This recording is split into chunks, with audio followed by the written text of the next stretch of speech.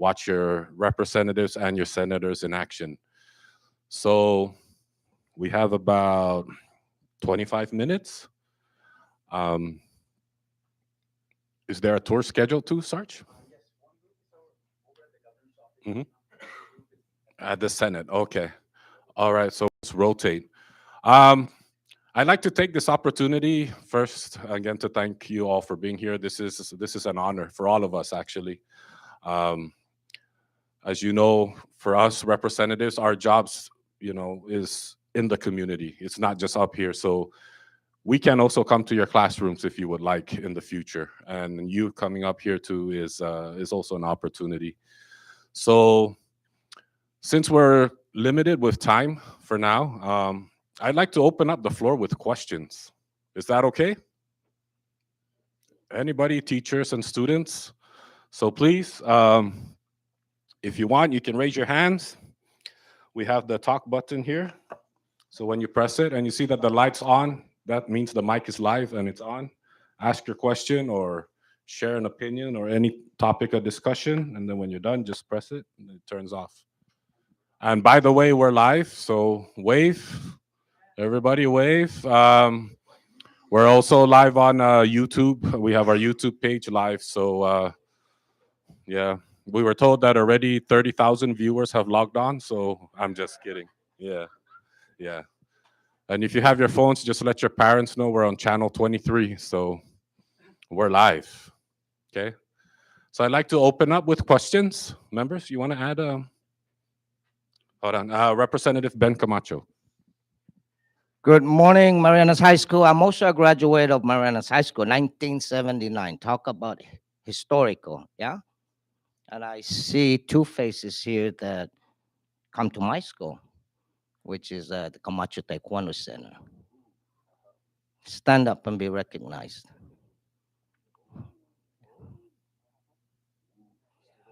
And they are really excellent students. They have the capabilities to do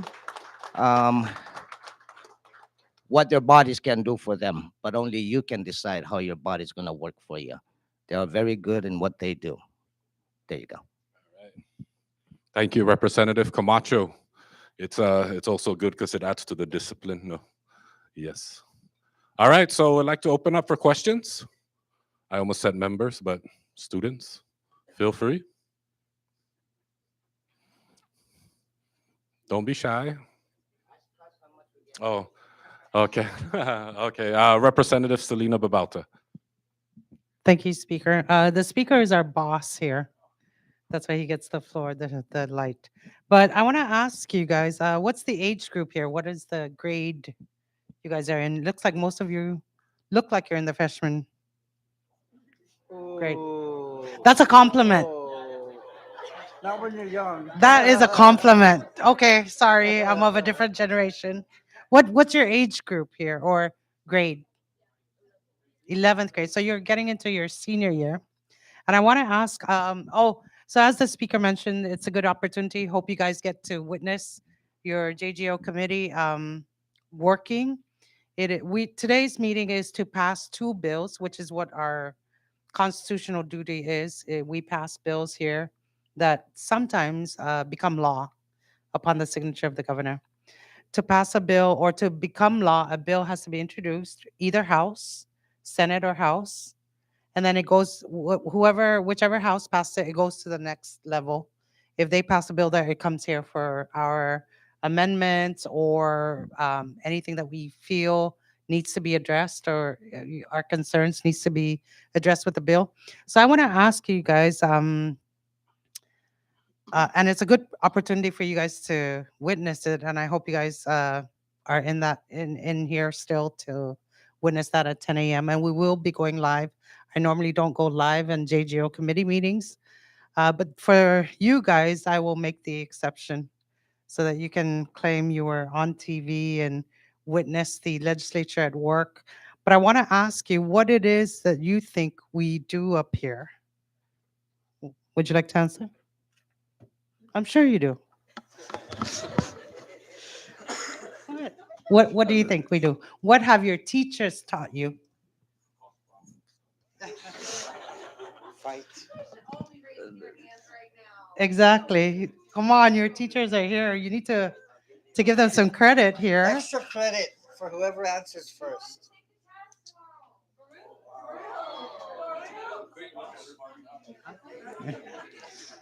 I'll recognize who is sitting behind Representative Patrick St. Nicholas's name tag. You guys have discussions about passing the bill, like positive parts of it and negative parts of it, and how it could affect the community, and what types of stuff that's good that's gonna happen if a bill goes on.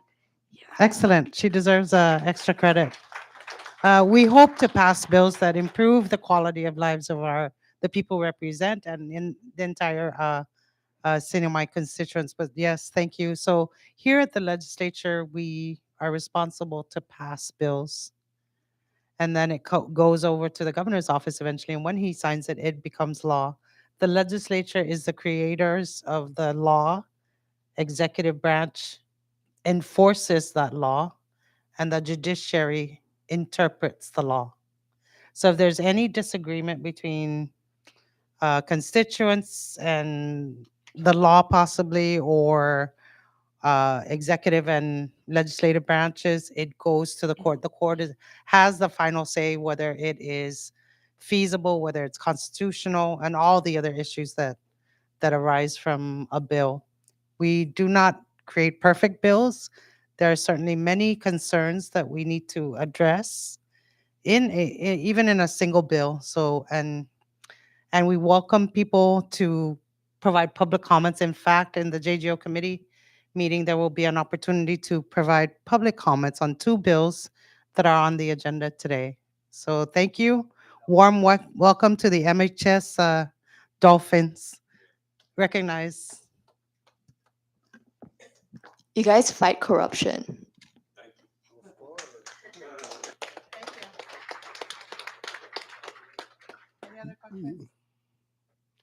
Good morning, students. Maybe since this is a US Golf class, maybe I want to ask you guys what kind of a legislative system of democracy we run here in the Commonwealth. Anyone knows? Here up in the legislature, there are two that I can share. It's unicameral legislature or a bicameral. Anybody know what kind of a system of legislature do we run here in the Commonwealth?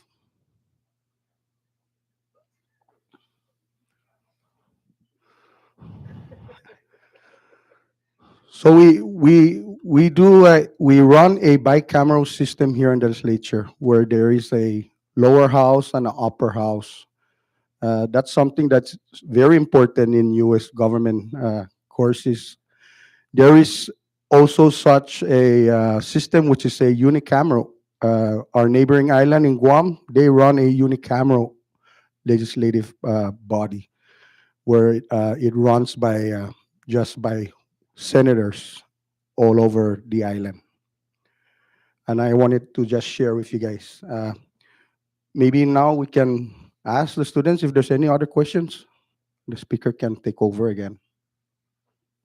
Thank you, Chairman, Representative John Paul. Yeah, so we do have a bicameral legislature. We have 20 members in the House and 9 members in the Senate. I don't know if the Vice Speaker explained earlier the breakdown of the precincts. So Precinct 1 has 6 seats, Precinct 2 has 2, Precinct 3 has 6, Precinct 4 has 2, and Precinct 5 has 2. And Tinian and Rhoda each get 1 seat. In the Senate, the Saipan and Northern Islands get 3 senators. Tinian and Rhoda get 3 each as well. So that equals 9. In the event that people can start moving and living up and establishing themselves up in the Northern Islands, if we can get at least 1,000 people up there, then 3 more seats will open up in the Senate. But I think that's still, it's a possibility, but I think it's not going to happen anytime soon. Yep. So do we have questions? Comments? Yes, ma'am. In the House of Chamber, how long does a bill usually take until it's passed?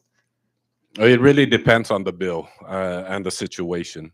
There are times where, like, say, when a typhoon hits or the pandemic, COVID-19, and we need to, um, you know, ease up on the procurement and whatnot, then we have emergency sessions to change the law temporarily to help us get back on our feet uh, after a disaster. One of the bills that is guaranteed to definitely not take more than a couple months is the budget. Now, the budget bill is probably the most important bill uh, in the legislature because without a budget, we cannot provide the services to you. Um, uh, we have until October 1st of every year, midnight, to have a budget bill signed into law. If not, the government goes into a partial shutdown. Um, Fortunately, though, the essential services such as education, health, and public safety, just to name a few, remain available to the public. Um, but the longer a shutdown happens, um, the more the what they call the non-essential positions become essential because we need those services as time goes by. So, for example, if they say those that maintain the roads in the event of a shutdown, those positions are shut down. But as time goes, something happens on the road, you need those people there. You understand? So it really does depend on the bill. It depends on the situation that we're in. It also it depends on the importance of and the urgency of what the bill um, is. Good question, by the way, ma'am. Any more? Yes, sir.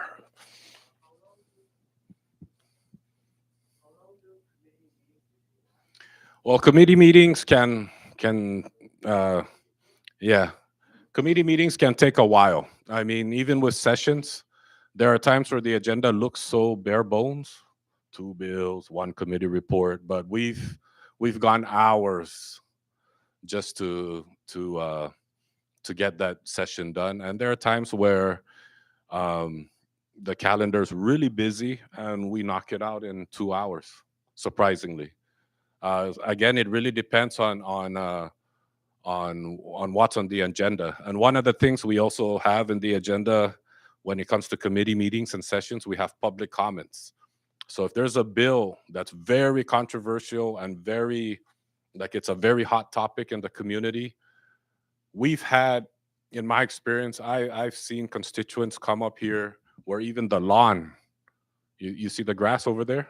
We have tents and tables and it's filled with people. And best believe that they're all lining up to whether to come up and say they're for a certain bill or they're protesting a bill. Um, so that alone can um, let the meeting go on forever sometimes. I've had the experience of just maybe 2 hours just on public comment, and that's before even moving to the main parts of the agenda. So it really does depend. Um, Again, some bills are more complicated than others that require more discussion, more amendments, maybe future, they need more input from the public and other stakeholders, and that can take a while. I hope that answers your question. Thank you. Yes, ma'am.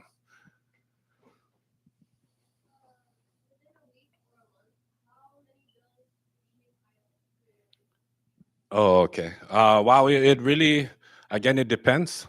Sometimes on our first session after inauguration, some members are prepared with a lot of bills to introduce. So it really does depend. Um, but there's no limit to it. If the vice speaker has 20 bills for the next session to introduce, then there you go. One day, 20 bills added to the agenda, to the calendar, and to the committees. And then it also depends. So when a bill is introduced, depending on the urgency and the importance of the bill, sometimes we suspend rules to act on it to get it passed because of the urgency. But in other situations, as a speaker, I refer it to the committee. So if it's something regarding public safety, things like that, it goes to JGO. If it's regarding revenue, taxing, appropriations, it goes to Ways and Means. If it's regarding power, water, transportation, it goes to PUTC.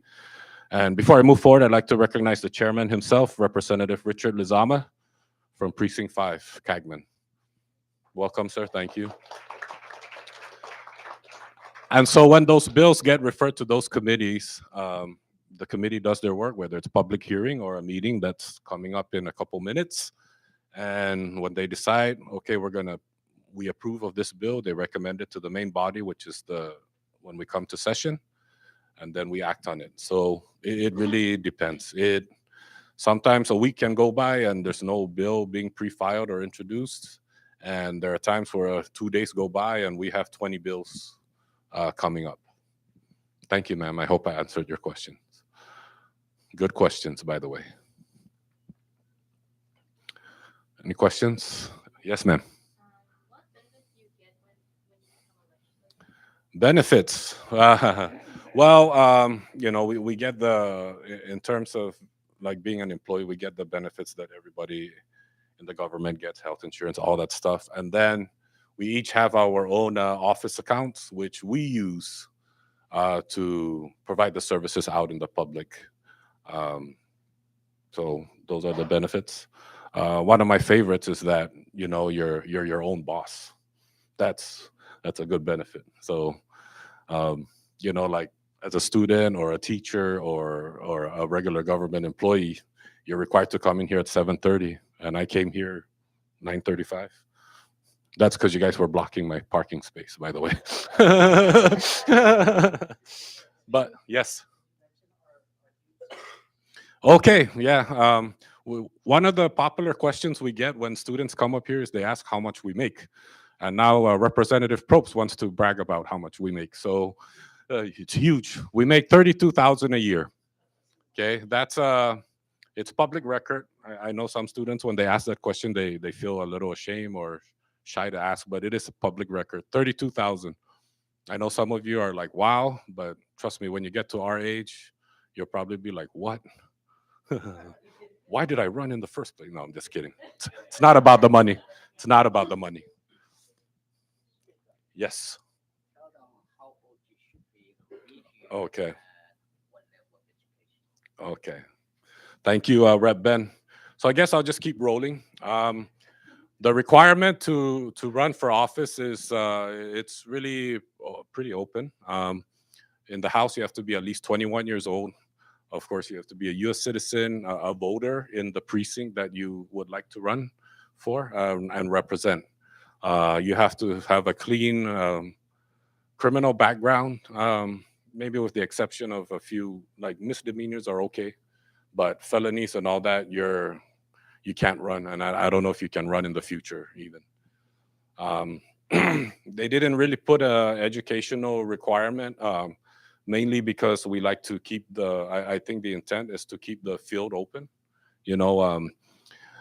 I'm sure if you study history, you'll find that there are some leaders that, whether it's here or elsewhere in the U.S. and other countries, they don't really have a decorated educational background, but they've done phenomenal jobs as leaders. And you'll also find those that are academically decorated, but have, fallen on the wayside in terms of, not representing their constituents well. So, yeah. In the Senate, you have to be 25 years old to run. Same other requirements. You got to live in the senatorial district that you would like to run and represent. Yes, ma'am. So I just wanted to ask if maybe you can give a little backstory. As you know, we're from NHS, so we have one of the most diverse populations Yes. on island. Yes. One of the big pushes I have for the kids is to vote, Mm-hmm. but not all the kids are going to be able to vote when they turn 18. So as a civic duty, what would you push for them how to get involved civically since they won't be able to vote when they turn 18? What would you say is a way to get maybe the best intention of their representatives? Mm-hmm. Talk about bills, you guys are the ones that are putting them forward of their representatives. Mm-hmm. When we talk about bills, you guys are the ones that are putting them forward. Yes, yes. What interaction could they have with them? Well, we provide a lot of opportunities too. One of the options we have, especially when we do committee meetings, we have public hearings. We do outreach. This is a public building, so uh, at any time that you feel you need to see your representative, you don't have to be old enough to vote.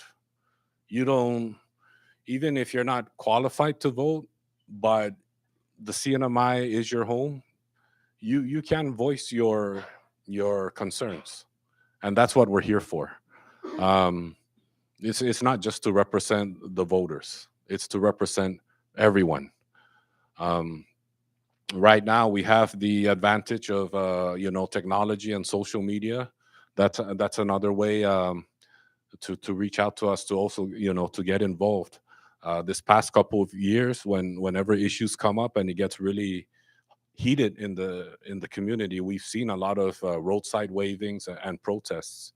Some schools even uh, organize when, like, the public school system board will hold a meeting at one of the school's facilities, and I've seen students come up, and teachers as well, and voice their opinions on certain matters. So I encourage that. We encourage that as well. Yes.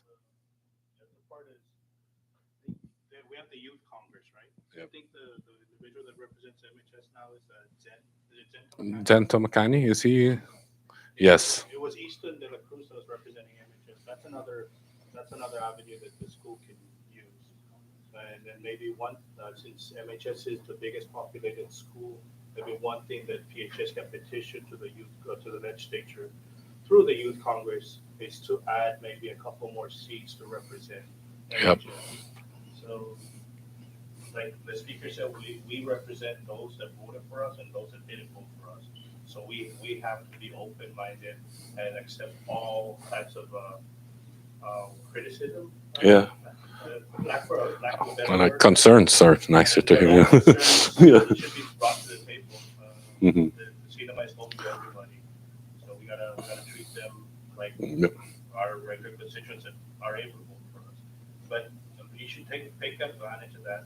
I think you guys should be a lot more active with the youth congress. Is that'll open a lot of doors for the school age individuals, and they can vote for their representatives, and they can raise those concerns, and those individuals will have direct contact with the members of the legislature. Not that where our doors are not open, you guys can still come into our offices and we're open to that. Yep. I Rep want to Ropes. add something that's pretty incredible, and we see it through this young generation, your generation, that has really stepped up. We see on social media and just in general how your generation, your youth, and your group is very outspoken. You know, when we were growing up, we'd be kind of shy to say something, and sometimes if we did, we get lecture from our parents. Hey, you're young, you don't know anything. But that's changed. That's totally changed. And what we've seen is a lot of parents who are listening to their kids. Do you have discussions with your parents about issues or something? And you might know something because maybe you saw it in the newspaper or on a post or something like that. And the feedback that we get is your generation that's really the generation that's bringing this change. And the other thing, not to mention, is the fact that you guys have the biggest voting block. You guys are literally our future. You know, you have the power. Most of you, when you turn 18, Yep. you have the ability to vote and make a difference. And also, a lot of you have the ability to eventually run for office. Just out of curiosity, anybody in this room, just raise your hand. Would you ever consider this job, running for office? Raise your hand if you'd consider it. Just consider it. Everybody raise your hand. Raise your hand. 1, 2, Everybody. 3. Oh, that's good. So three, that's good. Yeah. But you know what? I hope it grows because we've heard, our fair share of criticism. Well, the legislature, all they do is fight, all they do, and that's just really not true. But we do heavily debate our issues and everything.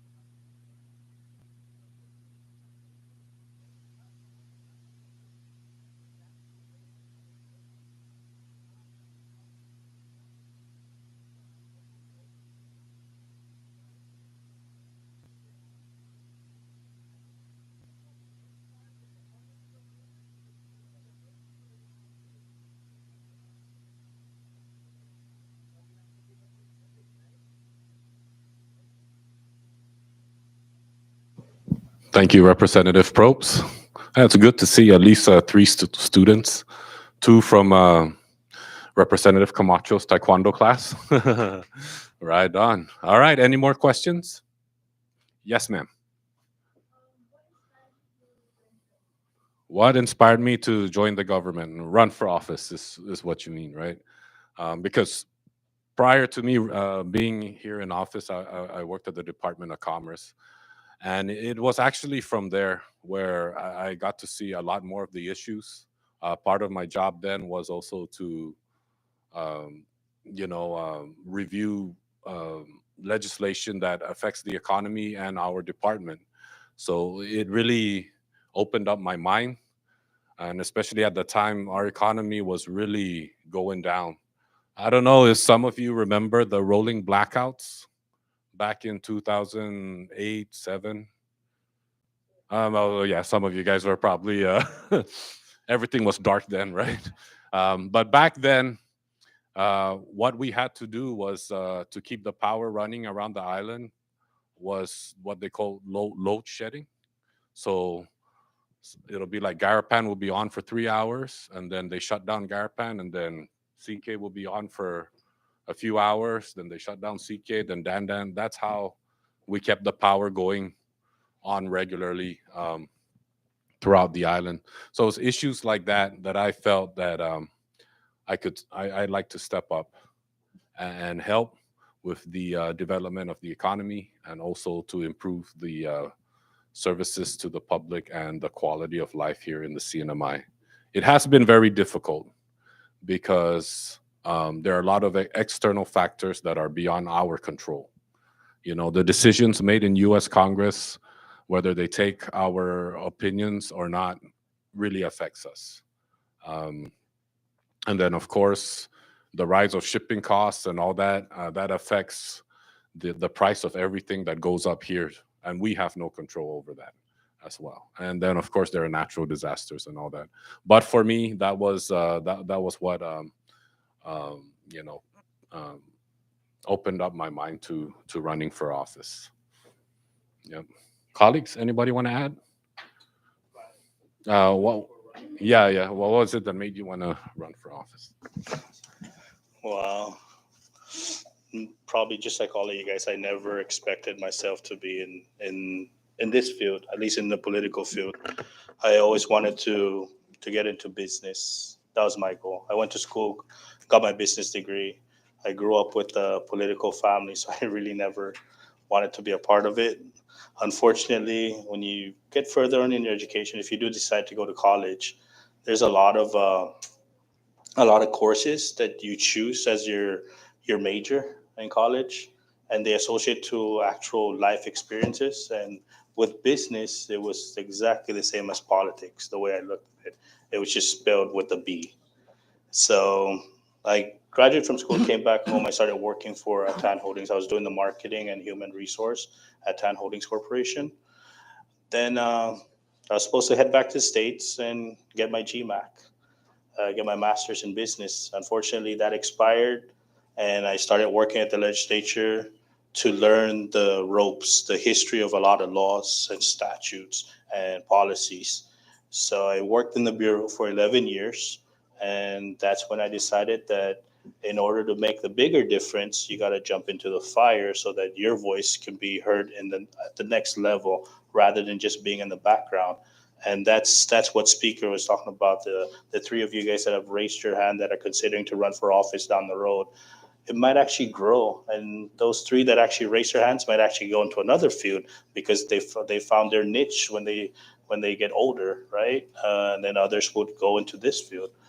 But it's the goal to help every individual, which is unrealistic, but just to set that goal is the driving force for an individual, at least for my case, to be able to produce as much as I can to get to 100% satisfaction, which I know is unrealistic. But to get to that point, you move up a point every year. Let's say you start at 50. By the time you're done, you're at 75.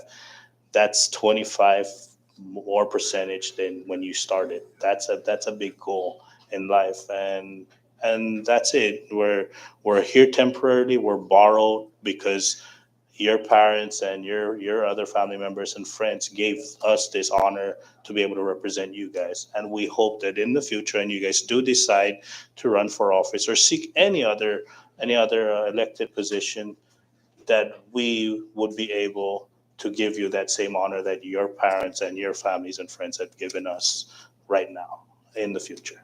So thank you.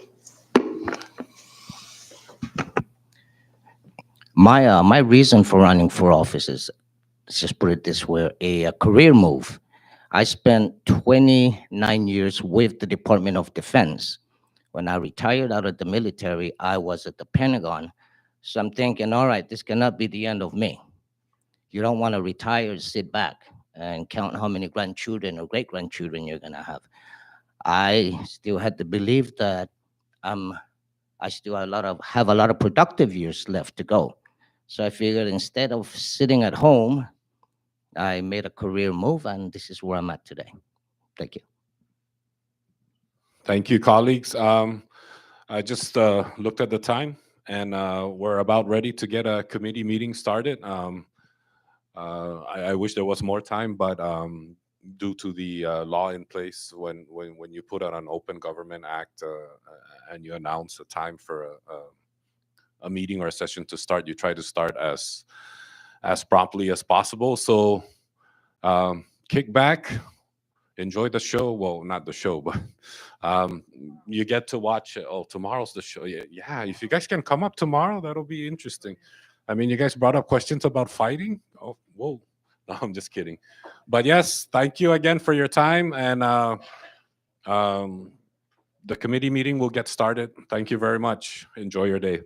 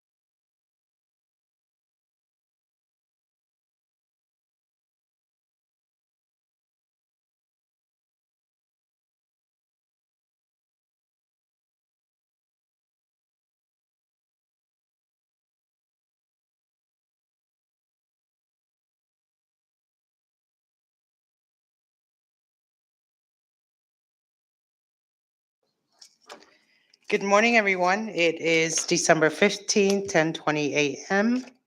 And with 7 members present, I hereby call this public JGO committee meeting to order.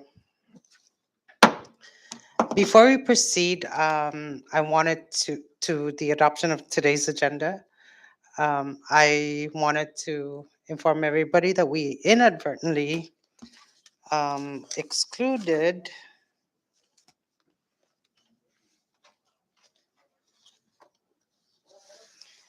the actual adoption of agenda on the agenda.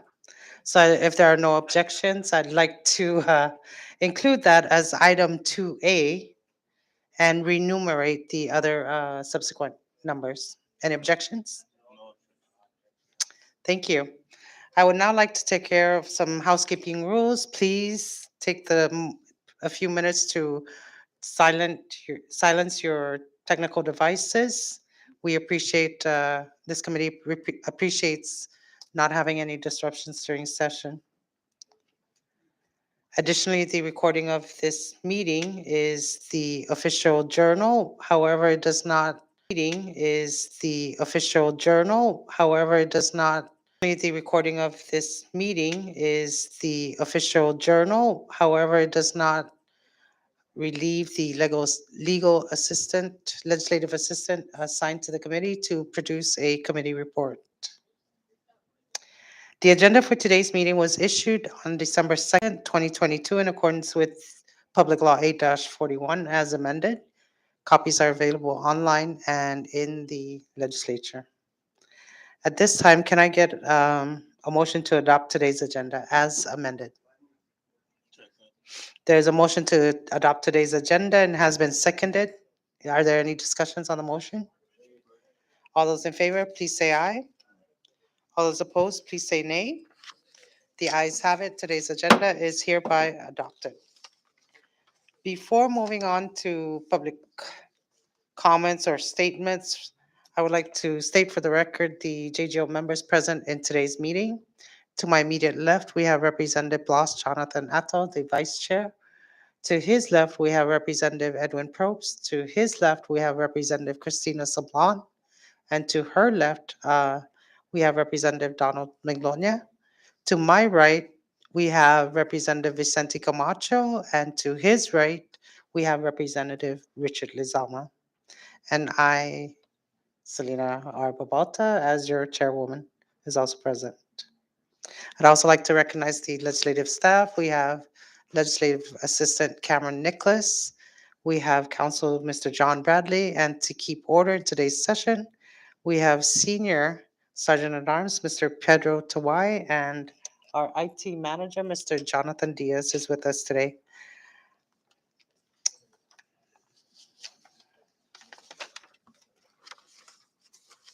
We now open the floor for public comments.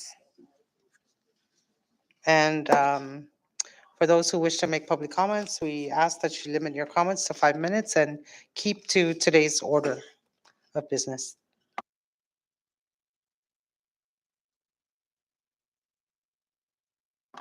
I see there are none. Moving along to item number 3, old business. We have 2 bills on the agenda. We will take up House Bill 22-83 first, entitled to enact a whistleblower protection provision for respective employees reporting on prohibited personnel practices and for other purposes. And at this time, are there any discussions on this bill? I recognize Representative Christina Sablan.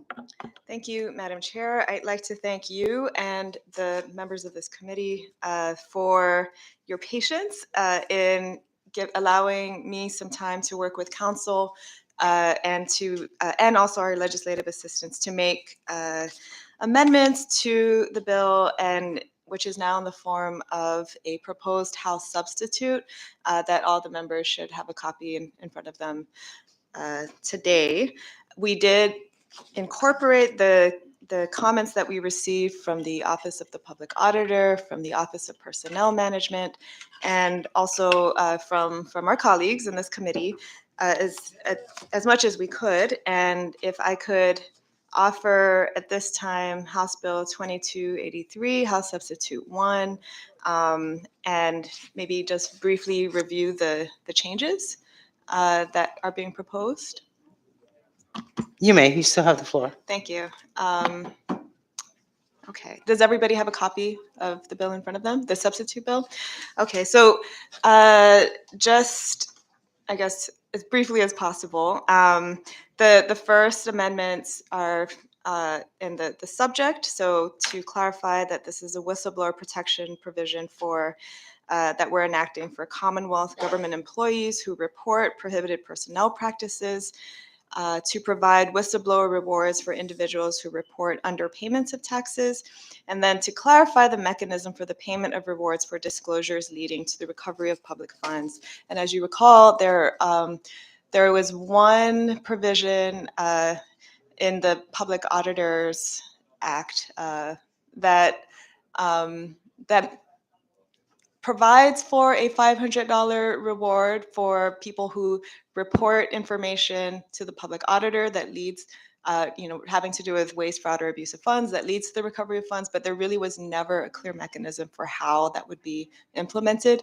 And so this is our attempt to clarify that and also to provide for compensation or a reward for people who report underpayments of taxes.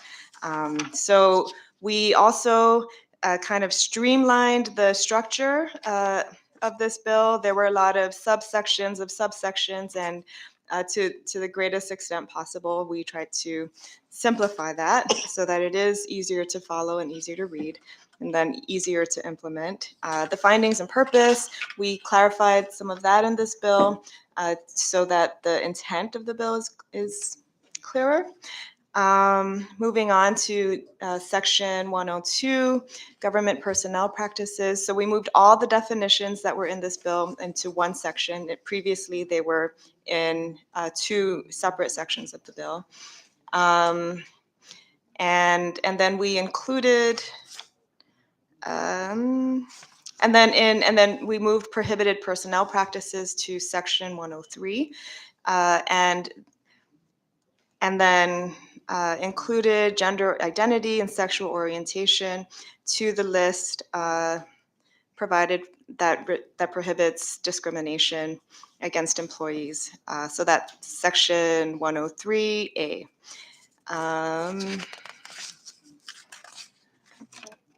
And then moving on to,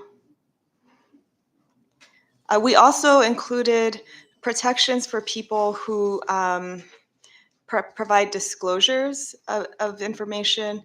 So we kind of expanded the list.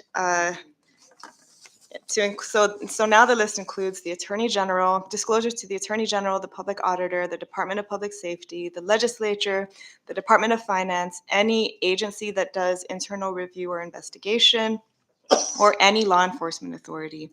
If it's a disclosure of information that the employee reasonably believes points to a violation of any law or regulation, or gross mismanagement, gross waste of funds, abuse of authority, or danger to public health or safety. And then I think that's the bulk of the changes for this section. Yeah, so we're still on section 103. And then moving on, we carved out the responsibilities of agency heads so that's its own section 104. And that spells out what the responsibilities of the agency heads are for implementing these whistleblower protections. And then section 105 is just for the penalties. And then we changed the language so that it's not, it doesn't sound like a criminal penalty. This is a civil penalty of $1,000 to $10,000 for violations of Section 103 of this Act. And then whereas previously we had discussed creating a whistleblower protection special account, after some discussion, it seemed like it would be cleaner and easier to just make it clear that in the legislation that rewards would be paid out of the proceeds that are collected, whether it's for underpayments of taxes or disclosures to the public auditor. And that language is reflected further down in the bill. So now on section 106. Yeah, I'm actually just realizing that the strike-through portion, section 106, that doesn't exist in the current bill or in the law. So if I could have the indulgence of the committee to work a little more with our legislative assistant just to make sure that this is cleaned up before we file it, for the technical corrections. Yeah, the strike-through portion, I think, is a mistake here. Okay. Are there any questions at this point? Okay. Recognize Vice Chair. Thank you, Madam Chair. Sorry, Rep. Tina Mhm. Saban. Just on the penalties, you have a flooring of 1,000 to 10,000. Yeah. I know that there's one thing that the judicial system always brings up. I don't know. I forget which one is it. Whether it's the flooring that's the issue or the ceiling that's the issue. I think a lot of the concerns that were brought up were to give them the flexibility. If there's a ceiling, which in this case is $10,000, I think they're more of like $1 to 10,000 rather than $1,000 up to $10,000. Yeah. I'm okay with it. I know that that's one of the concerns that's always been brought up by the judicial when it comes to fines and statutes. Yeah. In this case, it would be. So the amendment that we're proposing is to allow the Office of Personnel Management to promulgate the regulations that would, and then they would be the ones to determine what the appropriate penalty should be pursuant to the regulations. And that's at the very end of this. No, but yes, but on 105 you already have penalties and Right. the amount. Right. So if we already have it set in the statute. If should it become law, and then you're allowing the Office of Personnel Management to come up with rules and regulations, they can't go less than $1,000 for sure, Mhm. and they can't go beyond the $10,000. Okay. So I'm just, I don't honestly, I really don't have a problem with the 1,000 and up to 10,000, but it's just one of the concerns that the judicial has always brought up when we talk about fines. Okay. But I'm good with it. I just wanted to Okay. bring that as a concern that might potentially be brought up, and I don't want that little concern if it gets up to the Senate that would hold the bill. Okay. Thank you. Thank you, Vice. So just to clarify, are you proposing to amend that part, or is this just for discussion? It's up for discussion. Okay. I'm just bringing it up because I know that a lot of the concerns that have been brought up with the courts is there's a lot of current statutes that have a flooring and a ceiling, Yeah. and there's no wiggle room for them. It just has to be somewhere on there. I mean, Mhm. I know our council used to be at the AG's office, and Yeah. a lot of the stuff that they argue is those specific flooring and ceiling issues. when it Okay. comes to fines. Well, does our council have any comments on this question? Before I recognize council, I do want to reiterate Vice Chair's concern. The judiciary has always brought up these mandatory minimums. Mhm. They really would like to ask the legislature to refrain from creating bills that require them to enforce or to provide for mandatory minimums in any bills, especially for Right. criminal bills. So I maybe we can amend that to say $1 to 1,000, or Or because up to 10,000. if somebody if a whistleblower Mhm. underreports a underpayment of taxes, let's say $50, the fine is 1,000 minimum. Mhm. And it doesn't give the judiciary much leeway to utilize their discretion Okay. So that's up for consideration. Okay. Well, we could. Well, I'd like to hear from our council. Up for consideration. Okay. Well, we could. Well, I'd like to hear from our council. I think what Chairman said is exactly what the courts have repeated and would often complain to me about in court. They prefer discretion Mhm. in setting punishments. And so if they were seeking wording for this, they would say, just make it up to $10,000 Okay. so that they have the full range to consider and not a mandatory minimum. Okay. So for a civil penalty, up to $10,000 per violation. Right. Okay. I'm fine with that.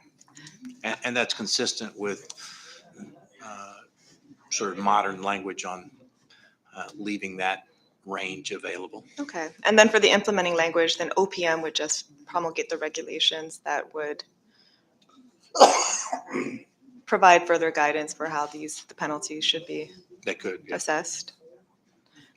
But yes, if you have, which you should have the punishment in the statute. Mhm.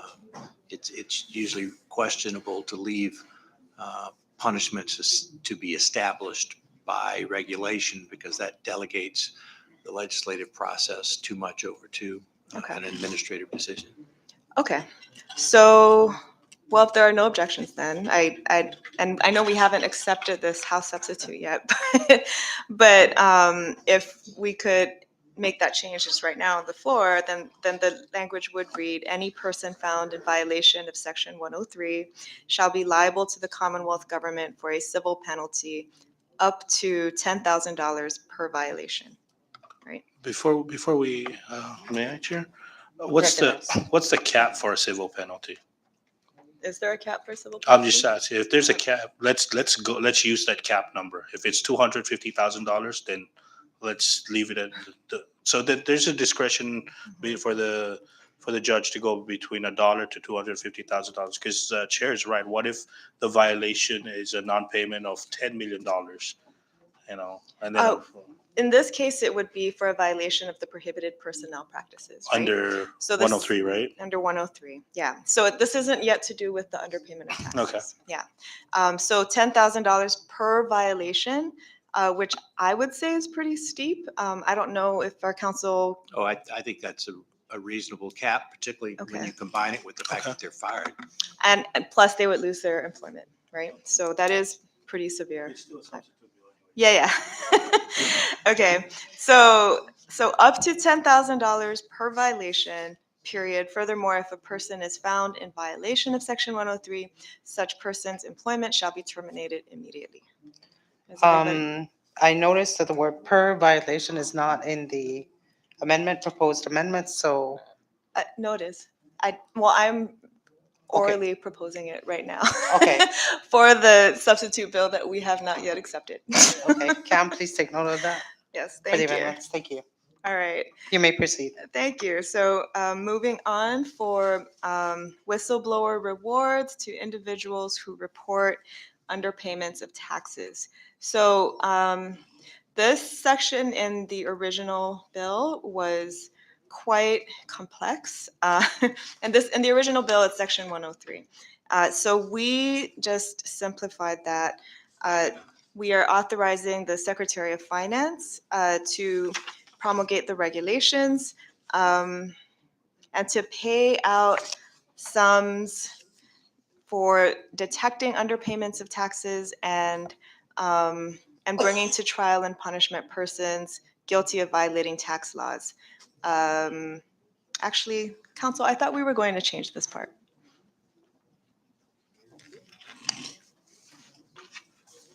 No, we talked about that one. That was okay because they're just referring cases to the AG's office and they're prosecuting the cases. Right, but sorry, may I request a quick recess? Short recess. I'm just noticing this. Remember we talked about, this is the conniving language, detecting and bringing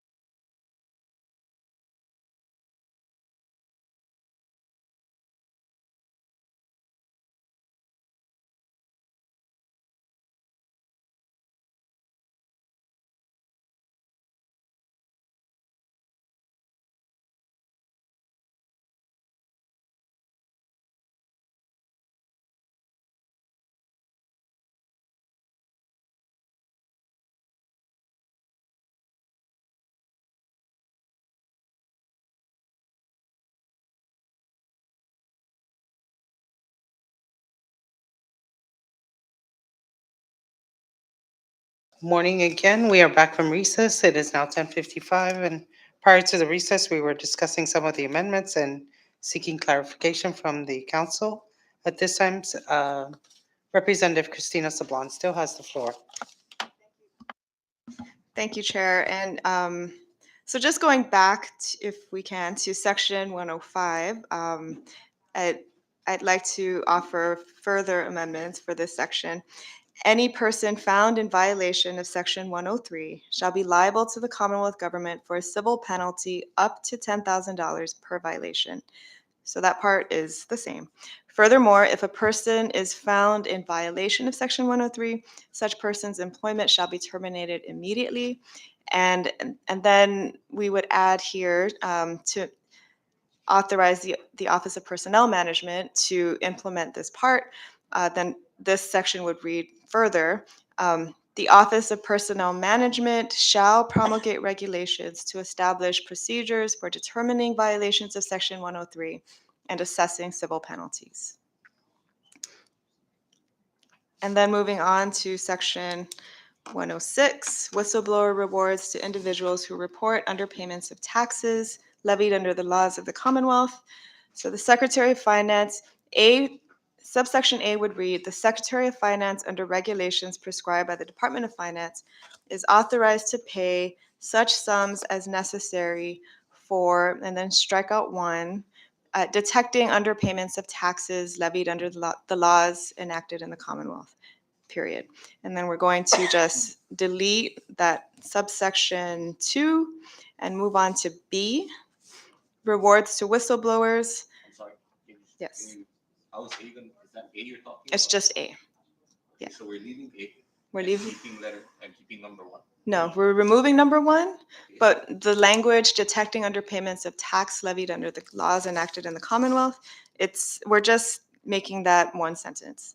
So is authorized to pay such sums as necessary for, remove the colon, detecting underpayments of tax levied under the laws enacted in the Commonwealth, period. Okay, and then we're removing that whole section for 2, and then going on to B. Is that clear?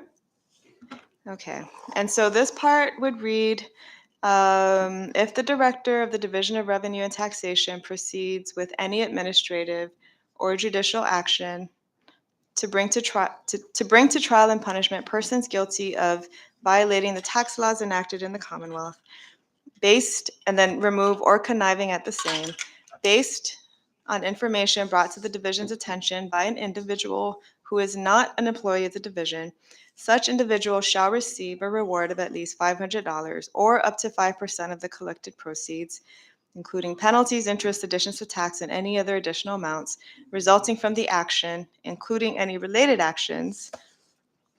That should read $500 or up to 5% of the collected proceeds, comma, whichever is greater.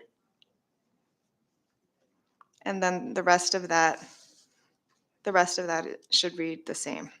So including all the additional amounts resulting from the action or from any settlement in response to such action, provided that the total amount of the reward shall not exceed $10,000.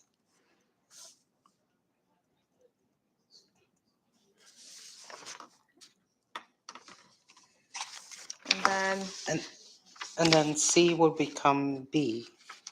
Is that correct? Under section, No, C is 106. still C. Yeah. We just got, yeah. Okay. It's still C, reduction in or denial of reward. So just so members know, we removed the sections, that distinguish between the reward if it's a substantial contribution, a reward if it's a less substantial contribution, and we're simplifying the reward. But we are allowing for the Division of Revenue and Taxation to reduce or deny the reward if the individual who provides the information is involved in is actually involved in the planning and initiating of the actions that led to the underpayment of tax. And we're allowing the division to reduce the reward or even deny the reward. In other words, the whistleblower cannot be a co-conspirator. Is that what that? Right. Yeah. Okay, thank you. Um, and then we are also providing in D. So if a determination is going to be appealed, then the individual who's making the appeal would just go through the process established by the Administrative Procedures Act. And we're eliminating the somewhat messy language that was in the original bill about appealing to the judiciary and giving the judiciary. We're just using the process that's already established in the APA.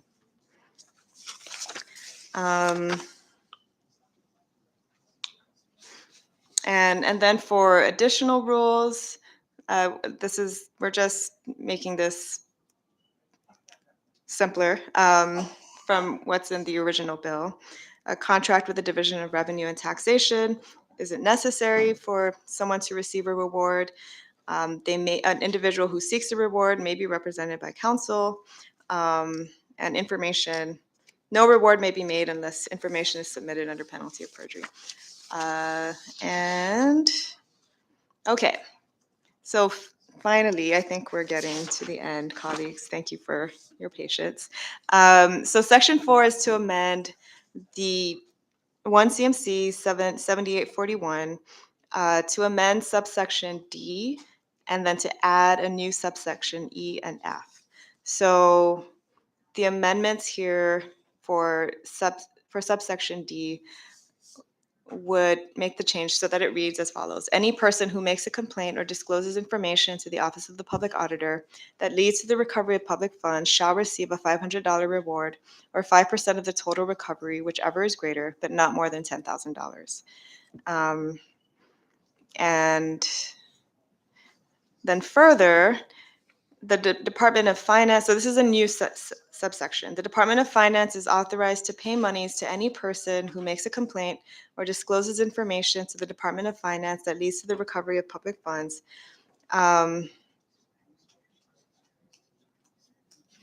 Any person who makes a complaint.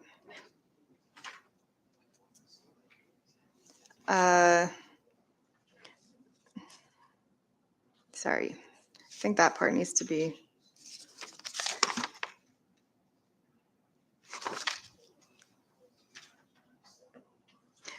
Sorry, one more quick recess. We're almost there. Council. Yes, please.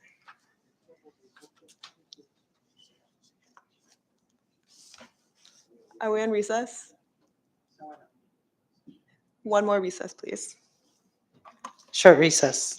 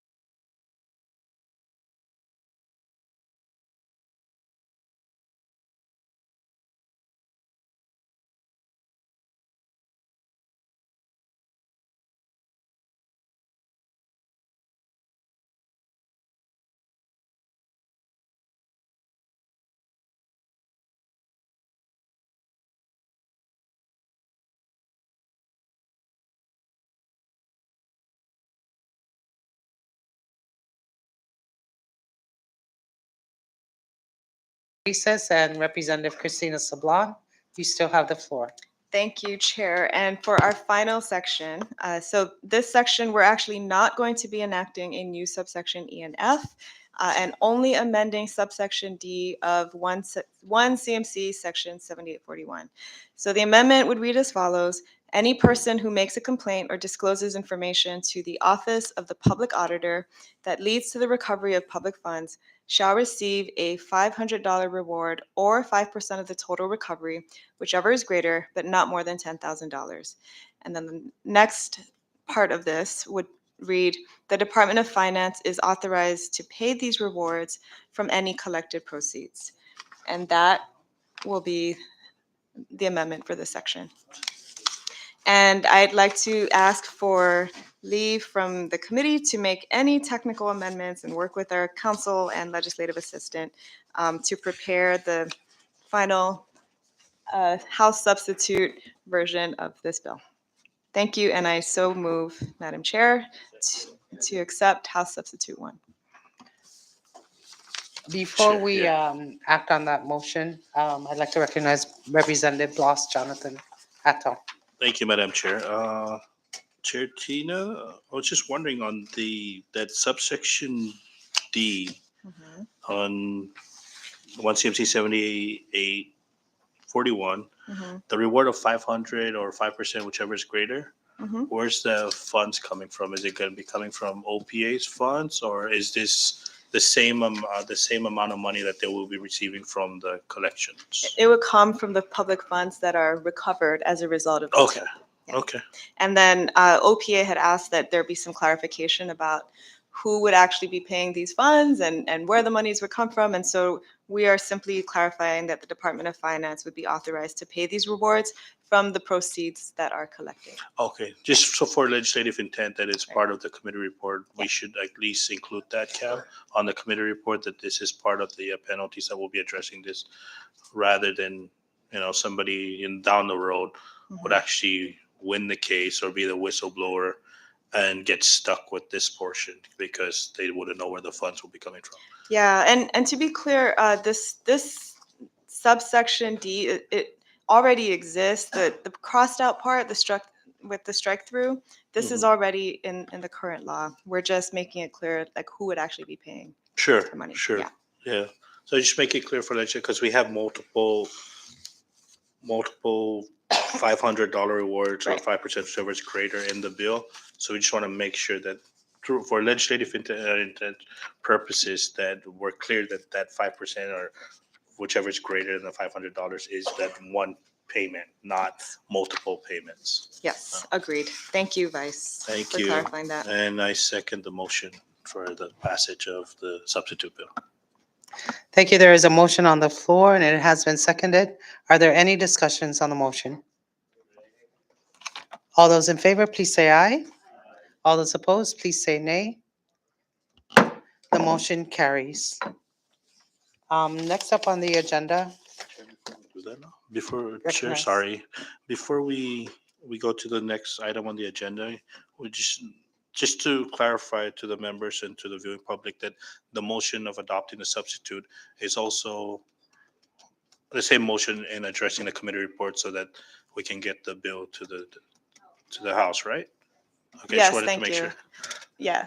So the motion was to accept the committee or accept the House substitute for the purposes of the committee report. yes. Yes, thank you. Okay, thank you. Thank you for that clarification, Vice. And now, next on the agenda, do we want to go on short break? Okay. Okay, we'll continue with our JGO meeting. It shouldn't take that much longer. Next up on the agenda, we will be disposing of House Bill 22-104 with amendments. And it is entitled to amend Title 1, Division 8 of the Commonwealth Code by adding a new chapter to enact provisions associated with public corruption, official misconduct, other lawful influence, and related offenses for public officials and for other purposes. And at this time, I would like to recognize Representative Blas Jonathan Attal to offer the amendments. Thank you, Madam Chair, and thank you, colleagues. In our previous discussions on House Bill 22104, we've already agreed to the amendments, so we can follow. So everybody's got a copy of the amended version, right, that we'll be adopting today. So in the title, it should read now to amend Title 6 of the Commonwealth Code by adding a new chapter to enact provisions associated with public corruption, other unlawful influences, and related offenses for public officials and for other purposes. On page 3, we removed E under section 101 with definitions, and we removed section 102 of the original version, and removed 103 as well, and 102 is replacing 103 and 104. And we have a new subsection 103, which was the previous 105, a new 104, which was the previous 106, a new 105, which was the previous 107, a new 106, which is the previous 108, and we removed the previous 108 and 109, and a new 107 is taking place of those, and a new 108, which removes the old 111, and then a new 109 with a technical amendment. And I'm sorry, colleagues, I don't have the line number, but it's notwithstanding any laws, provisions, or regulations to the contrary, a person who is convicted of any offense in this chapter shall be ordered by the sentencing judge to make restitution to the victim of the offense if, after conducting a hearing, the judge finds that the victim suffered, instead of and, it's just an an, actual financial loss. So just remove the D. Cam, and Did you get that, Cam? did you get that? I apologize, I don't have the line number, but it's on page 12. So if I move with those amendments and if the member, no objection from the members, that the and just be considered technical. No objection.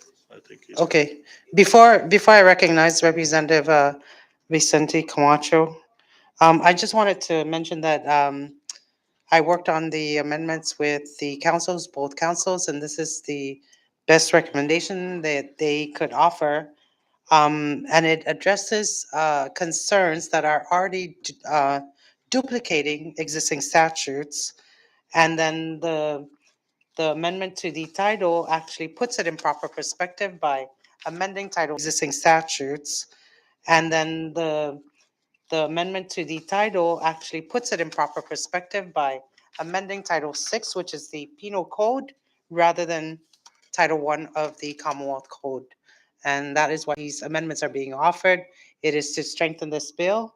And at this time, I would recognize Representative Vicente Camacho. Thank you, Chair. Just for consistency, if you look at page 5 on 102, subparagraph A, she offers. I think the word he needs to be capitalized on there for okay. consistency's sake. And also on page 7, subsection 105, just the underlining portion of it for consistency's sake. Thank you.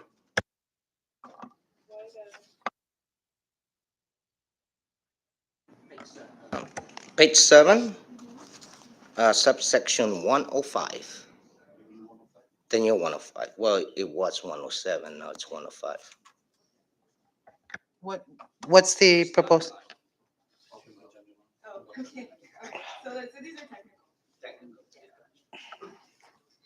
Oh, but by the time we get this out of the committee, all of this Will nasty stuff will be appear, gone. yeah. Okay. And now we return to the motion offered by the vice chair to accept the amendments as House Bill 22-104, House Draft 1. Recognize Representative Christina Sablan. Thank you. Just to offer another technical amendment on page 2, that's another and, which should read and. These deplorable acts are a complete. Oh, I'm sorry. That's my bad. I withdraw. And I wanted to thank the chair and vice chair and our council for offering or for working on these amendments. I do think this is an important legislation that does properly belong in the criminal code.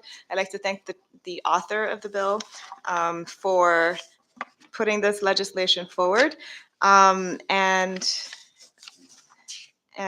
strengthening penalties against public servants who commit acts of corruption and use their authority improperly for personal gain. I do understand that the parts that are being deleted from this bill are only because these sections already exist elsewhere in the criminal code. And so we're removing the duplication, but retaining the provisions that the new provisions that are being proposed, particularly with respect to extortion, gratuities for services, use of information for private gain, bid tampering, unlawful influence. I do appreciate that these amendments are being made to the criminal code, and I am ready to support the bill as amended. Thank you, Representative Sablan. Going back to the original motion offered by Vice Chair Blas Jonathan Atto, is anybody going to second that motion? Motion has been made to adopt HB 22104 HD1 with all the technical amendments and all the other concerns raised during deliberation. Are there any, and it has been seconded, are there any discussions on the motion? All those in favor, please say aye. All those opposed, please say nay. The ayes have it. HB 22104 HD1 passes the committee. Thank you. Short recess.